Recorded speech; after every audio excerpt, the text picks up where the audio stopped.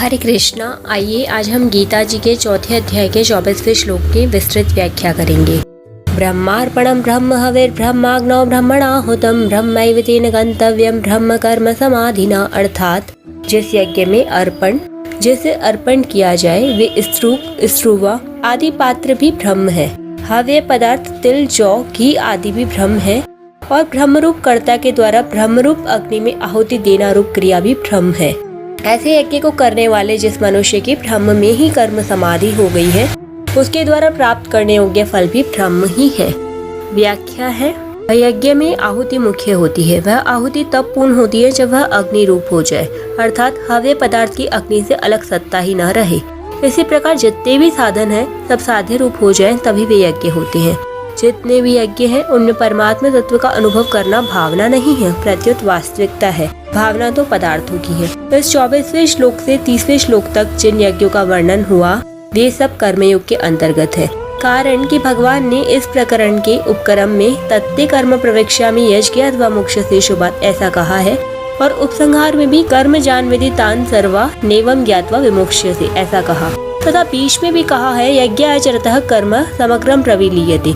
मुख्य बात यह है कि यज्ञकर्ता के सभी कर्म अकर्म हो जाए, यज्ञ केवल यज्ञ परंपरा की रक्षा के लिए किए जाए तो सबके सब कर्म अकर्म हो जाते हैं। अतः इन सब यज्ञों में कर्म में अकर्म का ही वर्णन है। ब्रह्मार्पणम ब्रह्म हवि, जिस पात्र से अग्नि में आहुति दी जाती है उस स्त्रुक स्त्रुवा आदि को यहाँ अर्पणम पद से कहा है। अर्प्यते अनेन इति अर्पणम, उस अर्पण को ब्रह्म ही माने। तिल जौ घी आदि जिन पदार्थों का हवन किया जाता है उन हव्य पदार्थों को भी ब्रह्म ही माने। ब्रह्माग्नौ ब्रह्मणाहुतम, आहुति देने वाला भी ब्रह्म है। जिसमें आहुति दी जा रही है वह अग्नि भी ब्रह्म है और आहुति देना रूप क्रिया भी ब्रह्म है, ऐसा ही माने। ब्रह्म कर्म समाधिना, जैसे हवन करने वाला पुरुष उस्रुवा हवि अग्नि आदि सबको ब्रह्म का ही स्वरूप मानता है, ऐसे ही जो प्रत्येक कर्म में कर्ता करण कर्म और पदार्थ सबको ब्रह्म रूप ही अनुभव करता है उस पुरुष की ब्रह्म में ही कर्म समाधि होती है, अर्थात उसके संपूर्ण कर्म में ब्रह्म बुद्धि होती है। उसके लिए संपूर्ण कर्म ब्रह्म रूप ही बन जाते हैं। ब्रह्म के सिवाय कर्मों का अपना कोई अलग स्वरूप रहता ही नहीं।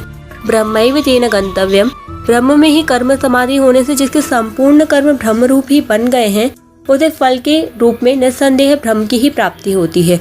कारण कि उसकी दृष्टि में ब्रह्म के सिवाय और किसी की स्वतंत्र सत्ता है ही नहीं। इस 24वें श्लोक को शिष्टजन भोजन के समय बोलते हैं, जिससे भोजन रूप कर्म भी यज्ञ बन जाए। भोजन रूप कर्म में ब्रह्म बुद्धि इस प्रकार की जाती है। जिसे अर्पण किया जाता है वह हाथ भी ब्रह्म रूप है। सर्वतः पाणी पादम तत्, भोजन के पदार्थ भी ब्रह्म रूप है। अहमेवाज्यम, भोजन करने वाला भी ब्रह्म रूप है। ममैवांशो जीवलोके, जठराग्नि भी ब्रह्म रूप है। अहम वैश्वानरः, भोजन करना रूप क्रिया अर्थात जठराग्नि में अन्न की आहुति देना रूप क्रिया भी ब्रह्म है। अहम हुतम, इस प्रकार भोजन करने वाले मनुष्यों के द्वारा प्राप्त करने योग्य फल भी ब्रह्म ही है।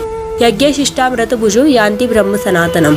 यहाँ मार्मिक बात यह है कि प्रकृति के कार्य संसार का स्वरूप है क्रिया और पदार्थ। वास्तविक दृष्टि से देखा जाए तो प्रकृति का संसार क्रिया रूप ही है।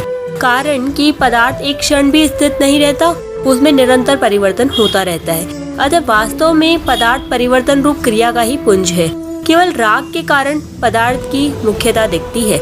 संपूर्ण क्रियाएं अभाव में जा रही हैं, अतः संसार अभाव रूपी है। भाव रूप से केवल एक अक्रिय तत्व ब्रह्म ही है, जिसकी सत्ता से अभाव रूप संसार भी सत्तावान प्रतीत हो रहा है।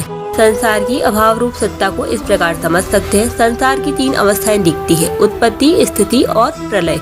जैसे वस्तु उत्पन्न होती है, फिर रहती है और अंत में नष्ट हो जाती है, या मनुष्य जन्म लेता है, फिर रहता है और अंत में मर जाता है। इससे आगे विचार करें तो केवल उत्पत्ति और प्रलय का ही क्रम है। स्थिति वस्तुतः है ही नहीं। जैसे मनुष्य की पूरी आयु 50 वर्ष की, तो 20 वर्ष बीतने पर उसकी आयु में 30 वर्ष ही रह जाएंगे।